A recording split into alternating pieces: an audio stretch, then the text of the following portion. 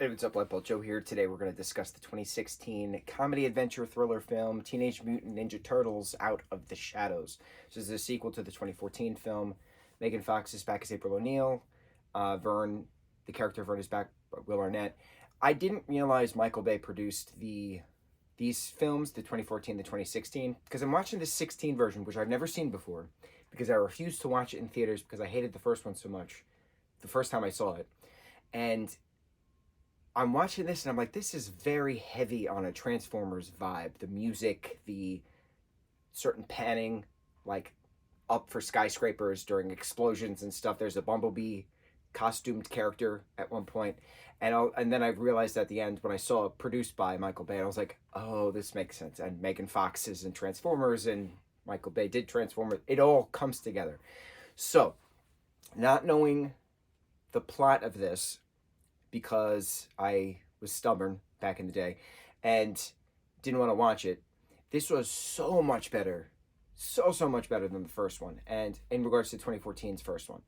And with this reboot, I still don't like that they made the Turtles experiments, not accidents, but it's its own separate Turtleverse. So at the end of the last review, I had high hopes that I would like this because I didn't know anything about it and I never saw it, and that it's a direct sequel to this project. So we already were introduced to the characters, so now it's the next story of these particular characters.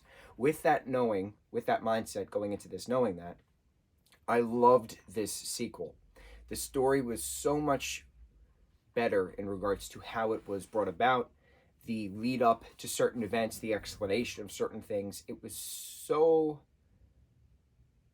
better directed compared to the first one, in regards to no long random pauses on Megan Fox waiting for her to scream a character's name and then not pan off of her and then go back. Like who decided that, right? That problems with the first film. This second film, this 2016 film, it had a lot of heart to it too, which I didn't expect. It had a lot of, okay, how do we what's this out of the shadows bit, right? We're Turtle Brothers. We're supposed to stay in the shadows. We're supposed to fight crime and save New York and be the vigilantes as we were trained to do from our master slash father Splinter. But what happens when you're looking for some kind of acceptance? What happens when you want to be where the people are, right? Michelangelo has a full, and Noel Fisher playing Michelangelo is absolutely hysterical. Now that I know Noel Fisher is playing Michelangelo, hysterical. Um, but having a full, is it Noel Fisher? He's in Shameless. He's he's the guy, right, with the face in that thing. A horrible explanation. Now, the film starts out on Halloween. Didn't know that, and stuff's going on, and Mikey is saying to his brothers, we can go out. Everybody's in a costume. Like, I want to be with them. And it was a true, like, heartfelt moment in the beginning of the film because there's a Halloween parade going through Soho. So he goes out and he's like dancing around with the crowd, and this guy in a Bumblebee costume from Transformers says, "Yo, sick costume, bro." And he's like, "Yo, thanks, man." And he takes a microphone. He's like, "What's up, New York?" And it's hysterical. And then as the story progresses, Shredder is being released, not released, he's being transported from prison to prison upstate on Halloween night. So then the task is getting to make sure, nothing bad happens. But of course, something bad's going to happen. And Tyler Perry's character, Braxton, is introduced, who's working with Shredder in regards to the science aspect of things and creating and whatever. And he's working with the Foot Clan to break Shredder out. So Casey Jones is introduced into this. Stephen Amell's character of Casey Jones is introduced in this, and he's a police officer who's tasked to bring Shredder from point A to point B. But of course, the convoy gets hijacked, of course, from the Foot Clan. But in the midst of this, in the midst of the party wagon, the turtle wagon, trying to save the day and all this stuff, Shredder gets transported away. And it's a matter of how. Well, Krang is introduced into this, and Krang is from another dimension, and he gives Shredder some new ooze to then bring back to Earth to then make sure that he can help mutate in regards to getting a stronger army base, to therefore allow a portal to stay open by collecting 3 pieces of some alien tech to make this portal ray. That way the dimensions can come through, and then Krang's technodrome can slip through the crack in the space-time continuum and then reassemble, and then Krang can take over the planet with the help of Shredder, even though obviously it's double crossing at the end. But it was a neat introduction of the Kang character. It was a neat introduction of splitting the dimensions. It was a neat introduction of getting Bebop and Rocksteady becoming who they are, humans turned into these animals, Warthog and Rhino respectively, because of this purple ooze from this other dimension.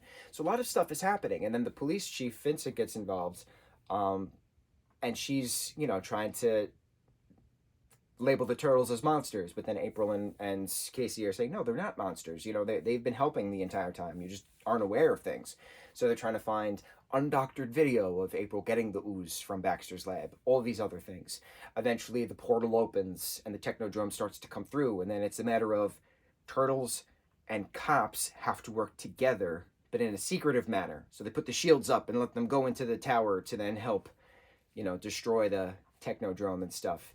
And the process of this, Donnie gets hands on the samples of that purple ooze because April gives it to him after she steals it.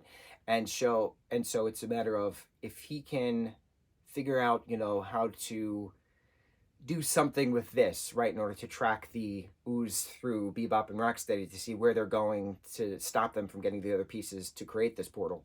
He realizes that he can reverse engineer it, and if the ooze can make a human an animal, in theory, it could make an animal a human.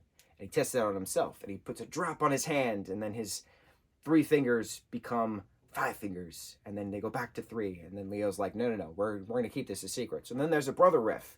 Raph and Mike want to be human, and Leo is convincing Donnie to stay turtle, and then eventually they have their blowout, and eventually there's the strife, and they still have their funny moments throughout the film, but it brings that strife that we get in Turtle Prime 1984. It brings that strife that we get in 2007's TMNT.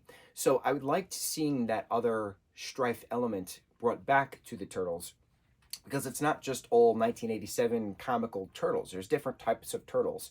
And understanding that within regards to a turtle multiverse, a turtleverse, if you will, it's nice to see that and understand it and appreciate it. If I saw this back in the theaters, I wouldn't have appreciated it because I never saw the Turtles Forever film in '09. So I didn't get it. I only am familiar with the cartoons. I was only familiar with the 1990s films because they were awesome and that was my childhood. And how dare anybody touch my childhood? I was one of those idiots. How dare you, right? I've learned since then. And that's the great part of being a human, right? We learn, right? Without questioning, without learning, there'd be no progress, there'd be no future. I'm all for that, right? I understand that. And so with questioning and then doing this marathon of Turtles, I understand the value of these newer films. Even though 2016 was quite some time ago, I love this sequel so much more than the first one in regards to directing, in regards to storytelling. But it brought so much strife and heart to it that I didn't expect.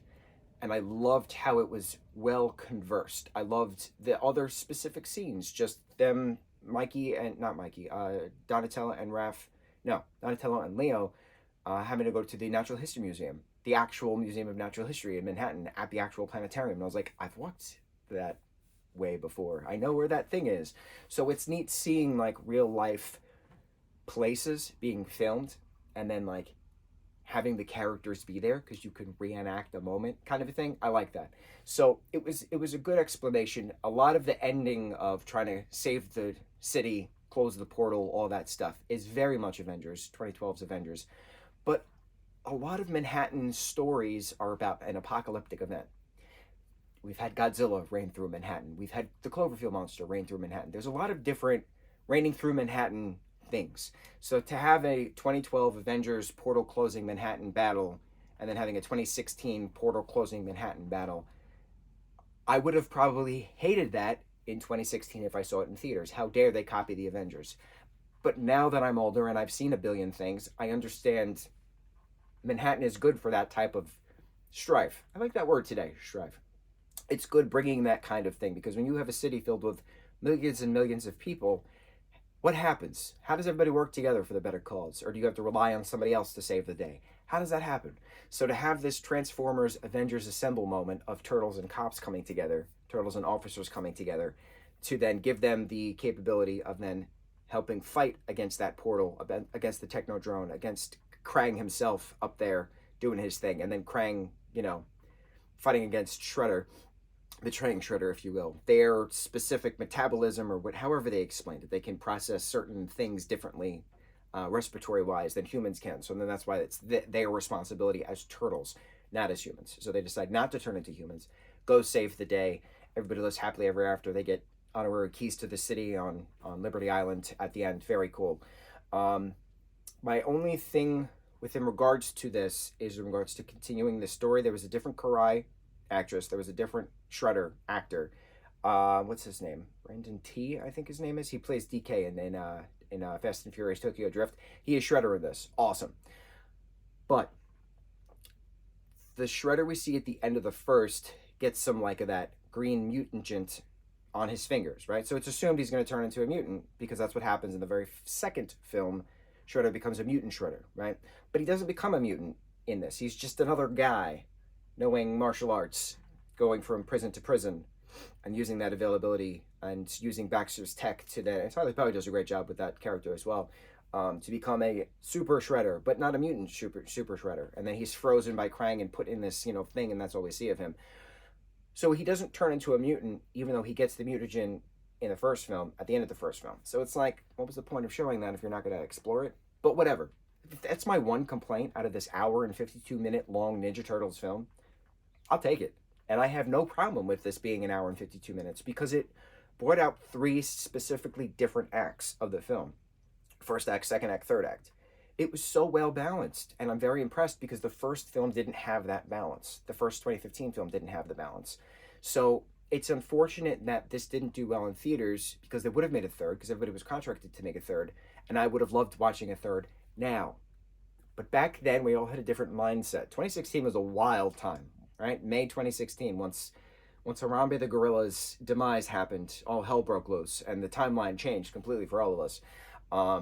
Meme-wise, we're all in agreement to that. I understand why a lot of people didn't see this project in 2016. I am one of those people.